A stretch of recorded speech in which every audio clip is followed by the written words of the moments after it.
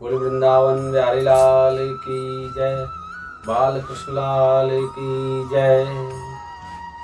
वृंदावन में एक महात्मा रहते थे।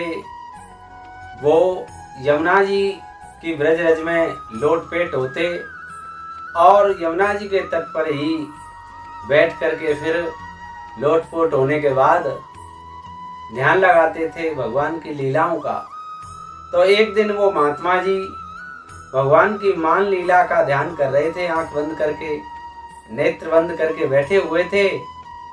तो उनको भगवान की मान लीला का दर्शन हो रहा था। प्रिया प्रियतम जी दोनों एक दूसरे से रूठते हैं।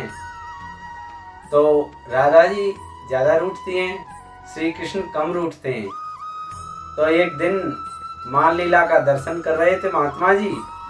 तो राधा जी कह रही हैं कि भैया तुम तो ऐसे हो सखा, तुम तो कृष्ण ऐसे हो जैसे काली निशा। श्री कृष्ण बोले हम तो इतने सुंदर हैं, हमारी रूप माधुरी के देखने के लिए तो इंद्र हम पर मोहित हो गया था, ये मोहित हो गया था, वो मोहित हो गया था, वो हम सबको प्रिय लगते हैं। राधा रानी बोली कि आप तो बिल्कुल जो अमावस्या की रात्रि होती है ना वो हो। भगवान बोले अगर अमावस्या की रात्रि होती तो हम पर सब क्यों खुश होते, क्यों मोहित होते। तब राधा रानी बोली कि अमावस्या की रात्रि चली जाती है जब पूर्णिमा की, जब उजाली रात शुरू होती है ना, तो उस रात्रि में सब अपनी छतों पर निकल करके आ जाते हैं। क्यों? क्योंकि जब हम होते हैं इसलिए हमारी वजह से सब तुमसे प्रसन्न होते हैं, तुम्हें देखने के लिए आते हैं।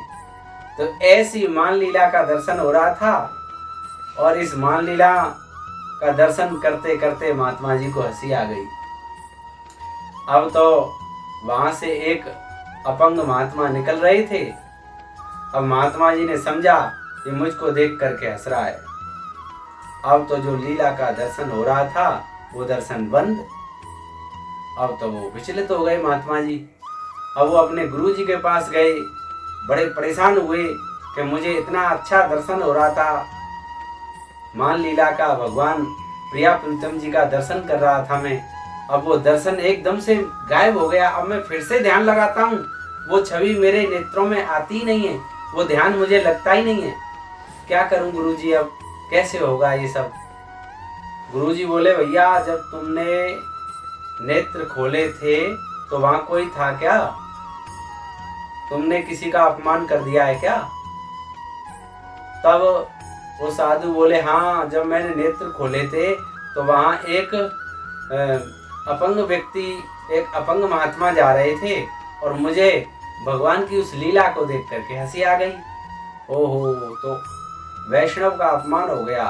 उन वैष्णव ने ये समझाए कि आप उनको देख करके हंस रहे हो तो आपने उसी समय उनसे क्षमा मांगनी थी, उनके चरण छूने थे। जब वो तुम्हारे सामने से निकल रहे थे तो ये तुमसे गलती हो गई। अब वो वैष्णव नाराज हैं तुम्हारी वजह से। अब तुम्हें इसके लिए पूरे वृंदावन के जितने भी महात्माएं सबके लिए भोजन देना होगा और सबसे क्षमा मांगनी होगी।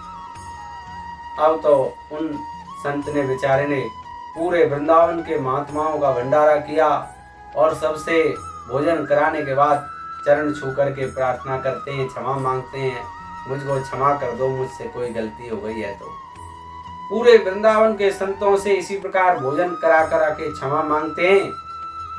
अब तो सबसे क्षमा मांग ली। अब वो अपंग महात्मा आए, फिर उनसे भी क्षमा मांगी, उनके चरणों में गिर के।